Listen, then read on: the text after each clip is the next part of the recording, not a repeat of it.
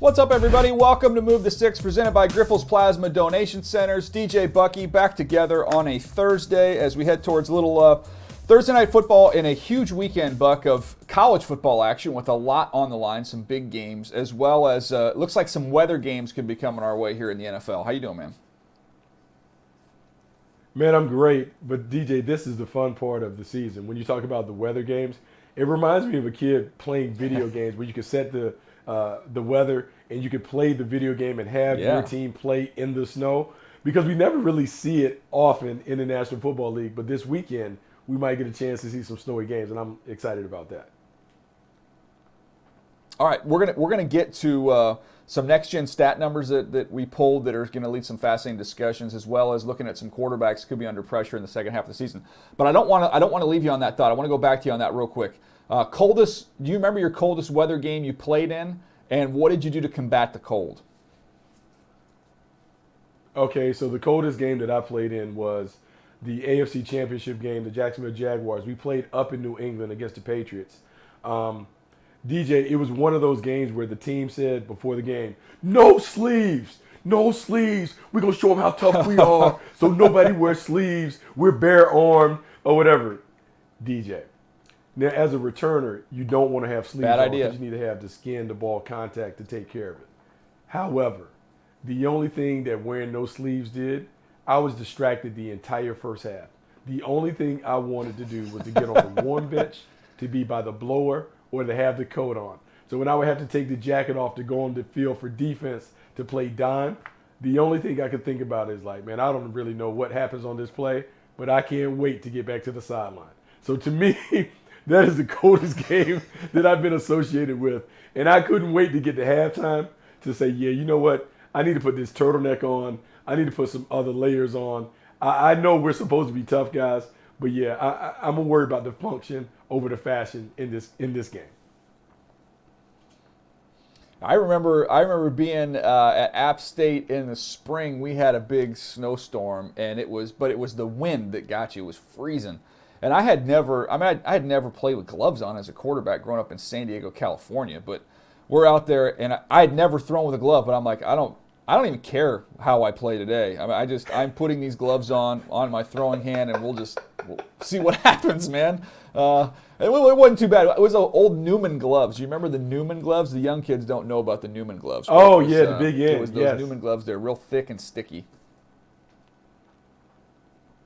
Oh, I love them. Those are my favorite gloves. Man, I wish they would bring them back. I love Newman gloves. So what happened? I don't know what happened to Newman. All right, let's jump. Yeah. Go ahead, Buck. Finish that one. Finish that thought. Oh, no. I'm just saying, like, you're talking about the Newman gloves. So I remember the winter Newman gloves, which had the warm cotton around the outside of the glove. So when you stick your hand in, it was nice and warm and toasty, but you still had the tactified nature of the glove. Now, you couldn't really feel the ball, but your hands were warm. It was out there like going out and catching in mittens. But I felt good. I felt better because my hands were warm. That's all that mattered. That's all that mattered at that point in time, no doubt. All right, let's get into some next-gen stats. I like doing this periodically, finding some numbers and diving into them, see what we can learn. So we're going to start here with some pass rushers. Then we're going to we'll get to some wideouts here in just a little bit. We'll do that after we take a break in a little while. But I want to look at three stats. The first one being pressure percentage. So a minimum of 50 rushes, but the pressure percentage, the percentage of your rushes where you're generating pressure. Then after that, pulled off the get-off time, which we always focus on. How quick can you get across the line of scrimmage, big-time burst and get-off. And then lastly, just the raw number of pressures. So I wanted to go through and pull out some of these names, see if anything surprises you on these as we go through them one by one here, Buck. But the top 10 in terms of edge rushers, when we're looking at pressure percentage, we've got Dante Fowler, Justin Houston, you've got Julian Okwara from the Lions, you've got Baron Browning from the Broncos, Cam Thomas for the Arizona Cardinals, Myles Garrett, no surprise. Chenna Nwosu with the Seahawks has been a big get for them. Zadarius Smith having a phenomenal year. Trey Hendrickson, and then Charles Omenihu with the 49ers. Is there any name on that list that jumps out to you and means anything to you? Well, I don't know if it's any names, but the thing that stands out to me, DJ, the lack of first rounders that are on that list. I know you mentioned Myles Garrett or whatever. But I think it's one of those things where we go back and we get into the spring and we're talking about draftees. It appears that you can find a credible threat off the edge without expending a first-round pick. Myles Garrett is up there, but some of the names you're talking about are guys that were drafted mid to late rounds. So to me, that's the first thing that stands out. I think the other thing would be some of those guys like Justin Houston. The fact that Justin Houston is still able to generate pressure at this stage of his career kind of confirms to me that pass rushing is not just about athleticism, it's about skill and technique. And when I think about Justin Houston, because he's been around the game so long, he is able to win people because he has all the tricks of the trade. He understands how to win with the classic textbook moves. He also has some impromptu stuff that he'll throw at people. But when you play the game a long time, you develop an expertise. And I do believe it is technique over talent in some cases when it comes to these pass rushers. Yeah, it's a great point you made right there. I'll give you a name here, Baron Browning. This is a player, if you think about the Broncos' willingness to trade Bradley Chubb, it wasn't just the fact that they weren't going to be able to pay Bradley Chubb. I think they felt pretty confident what they had here in a young player in Baron Browning who's kind of emerged from somebody who was off the ball to somebody that's on the ball and really show you some big-time juice and burst as a pass rusher, and the QB pressure percentage is outstanding for him. We're going to get to, once we finish all three of these stats, we'll get to the guys who show up in all three categories. There's only 2 names that show up in the top 10 in all 3 categories, so we'll get you that in a minute. Let's get to the next one, though. This is Get Off. This is fascinating to me because the leader in Get Off is Bryce Huff, who plays a very limited number of snaps for the Jets, 10 to 12 snaps a game, and they basically are going to bring him in on pass rush downs, third downs, and his job is you are a fastball. And we're going to try and soften teams up, and all of a sudden they got to deal with you, wide 9 alignment, and let him go. He's number 1 on that list. Myles Garrett, Joey Bosa, Josh Sweat, Justin Houston again shows up, Carl Lawson, Baron Browning again shows up, Patrick Johnson is with the Eagles, who was a later round pick, Robert Quinn, and Trey Hendrickson. So you see Justin Houston on there again, Buck. You see Myles Garrett on there again. You see Baron Browning on there again. You get some repeats.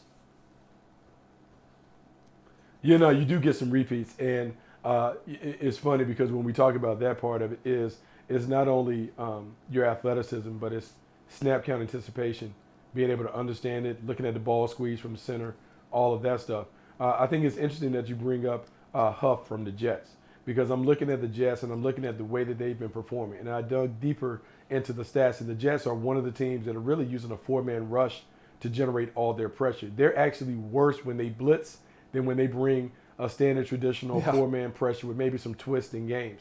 And when you're able to generate that, I kind of call them the New York Sack Exchange Part 2, because it reminded me of those 80s Jets teams that are able to just dominate at the point of attack. And so everyone knows the notable names. When you talk about Quentin Williams, you talked about Carl Lawson, but now you have a guy like Huff that comes in to play a very specific role.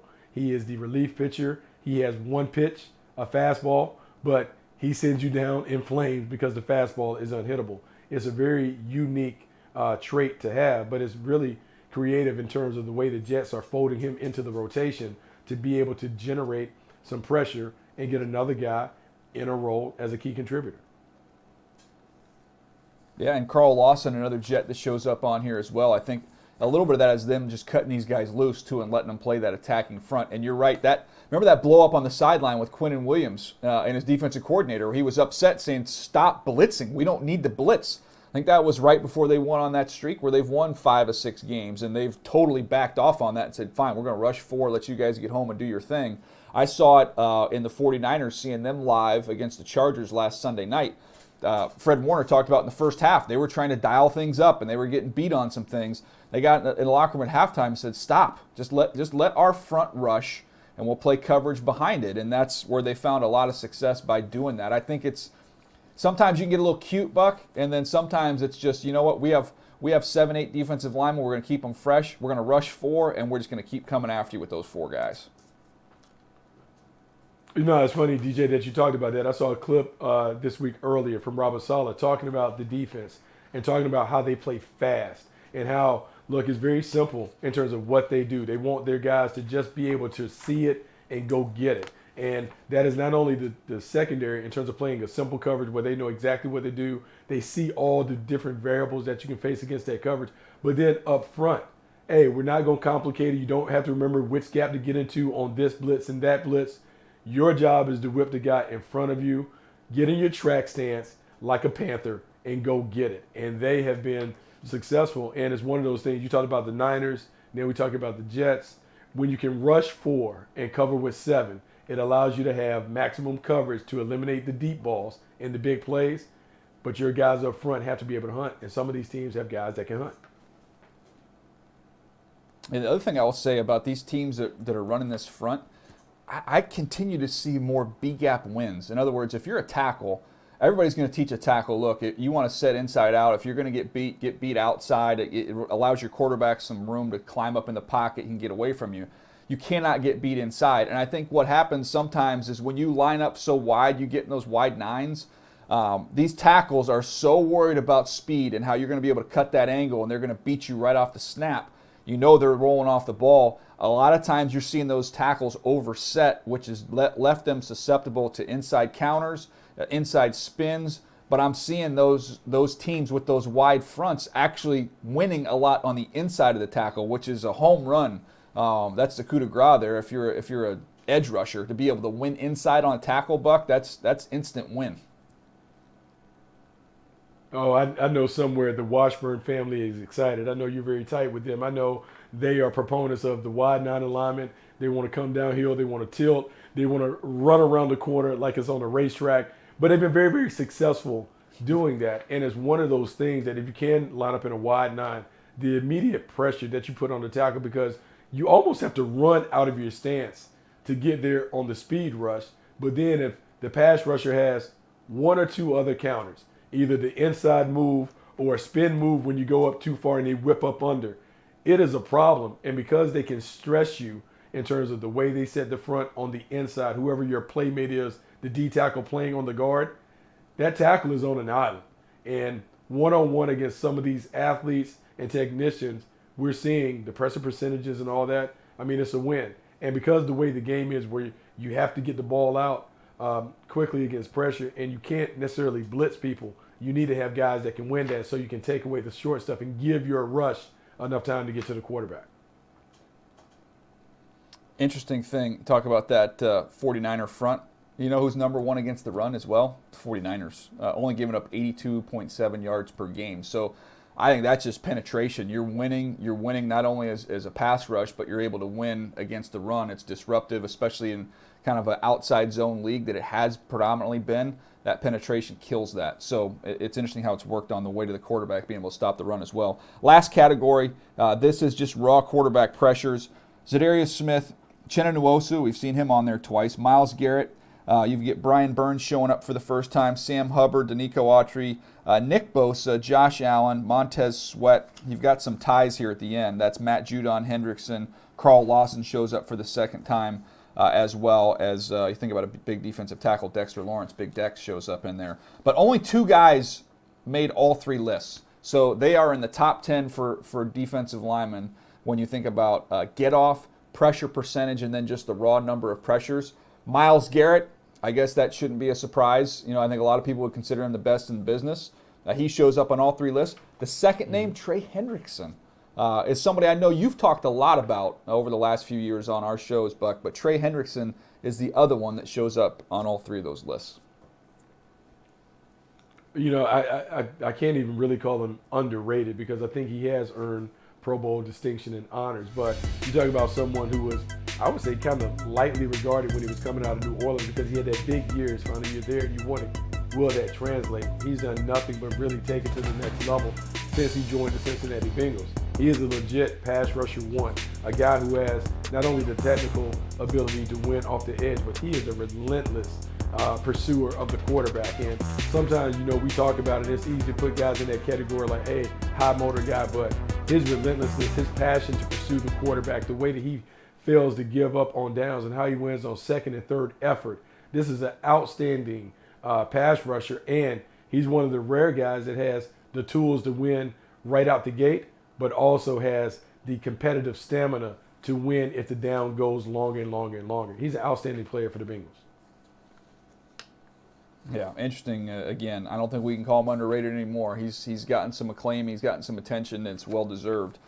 Somebody that's just a complete pass rusher, a big-time player there for the Cincinnati Bengals. So I thought that was fun, kind of digging some of those next-gen stats on pass rushers. We have some next-gen stats on receivers, including rookie receivers. We're going to get to a little bit later on in the show. We're going to take a break right now. When we come back, we're going to talk about 5 quarterbacks that have the most at stake in the second half of the season. This relates to an article that Bucky has on NFL.com. So we'll jump into that right after this.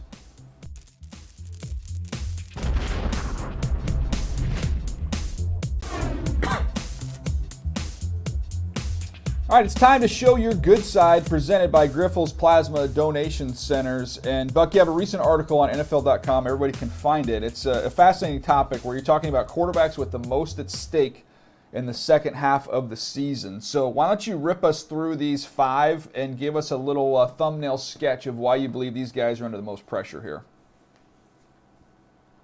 Well, DJ, down the second half of the season, a lot of decisions are made on what you want to do with the quarterback. Do you want to keep them? Do you want to move on? Do you want to extend them? And are these guys franchise guys for the long term? And so some of the names on the list are guys that we know about, but then some of them may be surprises. And so we'll start out with number 1. I have Aaron Rodgers on the list. And part of the reason why Aaron Rodgers is on the list is because he's an older quarterback. Even though he's making $50 million per, 38 years old. How much longer is he going to play, particularly with the Packers struggling like they are on the outside? Does he want to continue to play? Does he like what he's doing? Does he believe this team still has a chance? How this team fares down the stretch could determine if number 12 continues to be a Packer. Second guy on the list. How about Mac Jones for the New England Patriots? I know he's a former number 1 first-round pick for the Patriots. He was a Pro Bowler last year. But earlier in the season, we were having serious conversations about whether Mac Jones should be the starting quarterback or Bailey Zappi. So I think where there's smoke, there's fire. There may be some internal discussions in the Patriots building about, is this guy the long-term answer? Let's see how he performs and see if he can retain his job, even though he was a highly coveted pick when they made him a season ago. Geno Smith for the Seahawks. Can he continue to ride the magic carpet ride? He's Cinderella with the clock strike midnight on his game. He's been terrific in terms of completion percentage, passer rating, but can he continue to play at this level? The Seahawks need to know, because how he fares could determine whether they jump into this quarterback market in the draft or whether they continue to ride and hinge their hopes on Geno Smith. Jimmy Garoppolo is another quarterback. Look, he was on the practice field, exiled, not even a part of the team. They lose Trey Lance. He comes back, and now the San Francisco 49ers are shaping up to be maybe one of the teams that is vying for a title in the NFC. He's sitting in the catbird seat. If this team goes on a run, are they willing to kind of pull the plug on the Trey Lance experiment and allow Jimmy Garoppolo to be their quarterback, or is he set up to go somewhere else? A lot riding on how he performs. And then the final guy down the stretch is Jared Goff for the Detroit Lions. Former number 1 overall pick, led a team to a Super Bowl. He's in Detroit. He's been solid by all accounts. The offense was explosive early. He's kind of come back to earth of late. What do the Lions want to do? Do they see him as a long-term solution, or are they ready to jump into this quarterback market in the draft? A lot riding on how he performs down the stretch. But this team has won some games, so he may have a chance to keep his job. I want to start where you ended there with Jared Goff. Jared Goff is only 28 years old. This is somebody who was first overall pick in the draft, somebody who's been in a Super Bowl. If you take his numbers where he is right now and project him out, and he stays on this current trajectory he's on, he's going to throw for 4,300 yards, 28 touchdowns, 13 picks. I mean, I think that's winning football, Buck. I know they have roster holes. This defense needs to add pieces. They trade T.J. Hawkinson to be able to get some more draft capital to help them out. I mean, I think if they were blown away by a quarterback, I could see him doing it, but I think Jared Goff has played well enough and he's young enough that I think you could address some of these other needs if the draft kind of falls your way and you're staring at some big-time defensive talent. Where are you at on that? Well, I'm kind of like that. I feel like Jared Goff has always been undervalued and underrated. Like, I know he has limitations, but I think when you put him in an offense that plays to his strengths, he has shown that he can be an all-star caliber player. He also can get a team to a Super Bowl. I don't know if you can fully evaluate who he is and what he is with the Lions until you have better players around him. you have a Monroe St. Brown, but I don't know if you have enough skill talent to be able to say like, hey, we're winning or losing because of Jared Goff. And so I think he should stay. I think the number is a manageable number where you can continue to build the roster up while maybe looking for the franchise quarterback of the future. But I don't know if that needs to be the major priority. I think if anything, because the Lions have been competitive, let's see if we can continue to add talent. And if the quarterback falls to us, he falls to us. But I don't think that is a must-have position right now for the Detroit Lions. And, look, Jimmy Garoppolo, the fascinating part of that for me, it's not exactly the same. I'm not comparing these as players, but do you remember when the Chargers, they weren't happy with Drew Brees? They go out and draft Phillip Rivers, and then Phillip Rivers was kept on the bench because Drew Brees was able to hold him off until he ended up hurting his shoulder, and then they end up letting him go and off into free agency. He goes to the Saints. The rest is history. But I wonder now with Jimmy, if they have success and they go on a run and maybe they get to another Super Bowl, Buck, if he holds off Trey Lance when Trey Lance comes back healthy. We don't know with Trey Lance. It's the great unknown. But for whatever Jimmy's weaknesses are and his limitations are, somehow this team finds ways to win football games with him year in, year out. Yeah, DJ, like now I'm beginning to lean more towards Jimmy Garoppolo being a long-term answer for the Niners. Like, we always want more, but when you look at the record and you look at how they perform when he is at the helm, this is a team that consistently wins when Jimmy Garoppolo is their quarterback. And even though it's been unfortunate that injuries have happened and derailed maybe Trey Lance's progress, I think at the end of the day, as a decision maker, you got to do what's best for the team. And what appears to be best for the team is having number 10 as your starting quarterback. Look, you hate to do this. You would hate to move on from Trey Lance, or you would hate to kind of keep him stuck behind Jimmy Garoppolo. But if he plays well down the stretch, I don't think you can hand Trey Lance the starting job and not run the risk of losing the locker room, particularly with all the success that they're enjoying with him at quarterback. Yeah, it's really an interesting conversation, and some of those other names on there as well with Rodgers, Mac Jones, Geno Smith. Again, you can log on NFL.com and you can find this article and read more about these guys that have a lot at stake here in the second half of the season. All right, we're going to take a break. When we come back, we're going to look at a number that I think is compelling when you're evaluating wide receivers. Again, another next-gen stat. We're going to jump into it. We'll do that right after the break.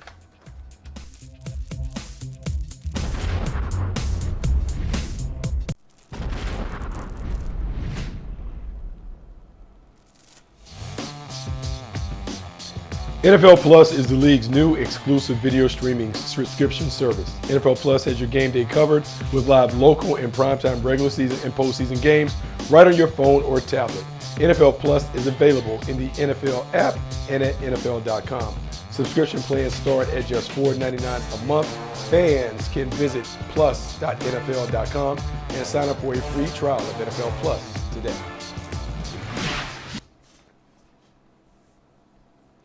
DJ, now one position that you know you're always going to pique my ears and get my interest is when you talk about pass catchers, playmakers, wideouts. It has become one of the most marquee positions in football. You did a little research, a little stuff within Next Gen Stats. Tell me what you discovered.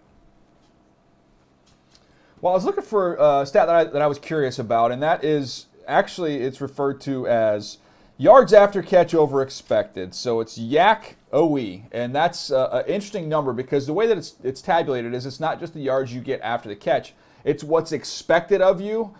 So this is expected you're going to get 4 yards based off where everybody's positioned on the field. Again, they have all the GPS, they have all the information, they have all the data, and they can say, okay, this is what was expected. You're supposed to get 4, you got 7, so we're going to add 3 yards over expected. And when you look at the yards over expected after the catch, I thought we'd break it down with the veteran players, with everybody, the entire pool, as well as the rookie pool. And when we look at at everybody, here's the numbers here. Here are the leading guys, the wideouts, that are doing more than expected after the catch. Not a surprise, number 1 on the list, Deebo Samuel, in terms of wideouts. Then you get to Juju Smith-Schuster, Jalen Waddle, Cooper Kupp, Jamar Chase, Justin Jefferson, Rondale Moore, Laviska Shenault, A.J. Brown, Stephon Diggs. To me, you can find a meaningful stat, Buck, when you find what you know with your eyeballs tells you are some of the best wide receivers in the NFL when they show up on a list like this one. Yeah, absolutely. I mean, like that's the thing. Like you can tell guys who have those special qualities with the ball in their hands. In the past, we've talked about being taught early in my scouting career about punt returners and guys who have that return ability and how maybe it may translate into success as wide receivers in terms of the yak that they can produce.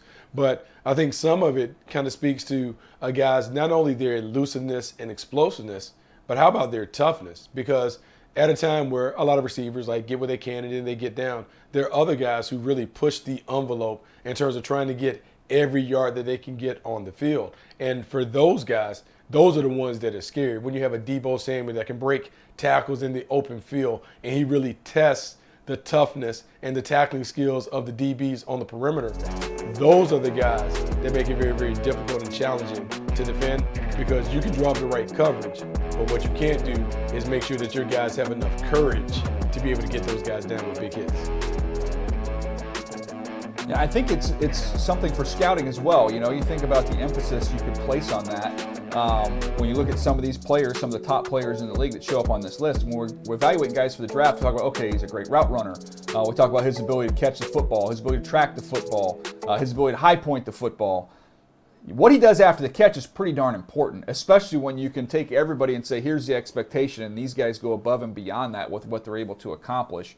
I think those dynamic guys after the catch, I think there's something to be said there. Also, fascinating to me, the number one guy on the list, any position, is not a wide receiver. It's actually Christian McCaffrey. So you have two 49ers at number one and number two with Christian McCaffrey and Debo Samuel. So they're known for what they do after the catch, and they go bring in Christian McCaffrey, who's done it better than anybody this year in terms of yards after catch over expected. All right, let's look at the rookies. These are the rookies and who leads in those categories, in this category. It's Drake London, number one, followed by Khalil Shakir with the Buffalo Bills, Garrett Wilson with the Jets, Romeo Doubs with the Packers, followed by his teammate Christian Watson. So two Packers rookies show up on this list.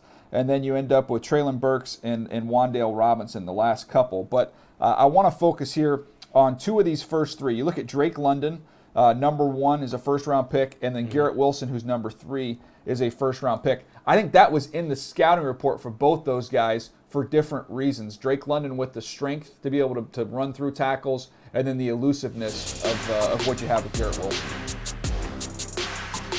Yeah, no, Drake London, let's talk about him first. One, he's a supersized wide receiver on the perimeter. Tremendous physical dimensions that kind of dwarf some of the small corners that he has to face. And so what happens is when he gets his hands on the ball, it's hard for those guys to bring them down. DJ, we've talked about the small DBs and why we're not fans of small DBs because they get exposed when it comes to being able to tackle. Well, now Drake London, a wide receiver, challenges that because of his size and superior dimensions. And so you want to get him the ball in space because he is a playmaker. Garrett Wilson is completely different. I think with Garrett Wilson, when you're looking at the Jets passing game, their number one receiver, he is a guy who can win with quickness. He has some wiggle and some shake and bake, so he's hard to bring down in one-on-one situations in the open field. And he has done a great job of maybe even showing more than he displayed at Ohio State in terms of his ability to turn short gains into big gains because he can make the first defender miss. That's the quality that everyone wants because he can allow you to play a rhythmic passing game and still know that you may generate some big plays on horizontal plays as opposed to just vertical. Yeah, I mean, you look at the highlights of Garrett Wilson. If you want to just watch all his targets this year, you can see the explosiveness. And so a lot of that run after catch is him just putting his foot in the ground and going. But then you add the elusive ability that he has as well, make people miss. I think he's got a chance. I know Zach Wilson's got to step his game up. But if I told you right now, Buck, when we think about guys like A.J. Brown, Stephon Diggs, Justin Jefferson, like these premier dudes, the Cooper Kupps of the world, if he gets good quarterback play, as he moves forward in his career, I think Garrett Wilson can find his way into that conversation. Where are you at on that one? Oh, I'm there.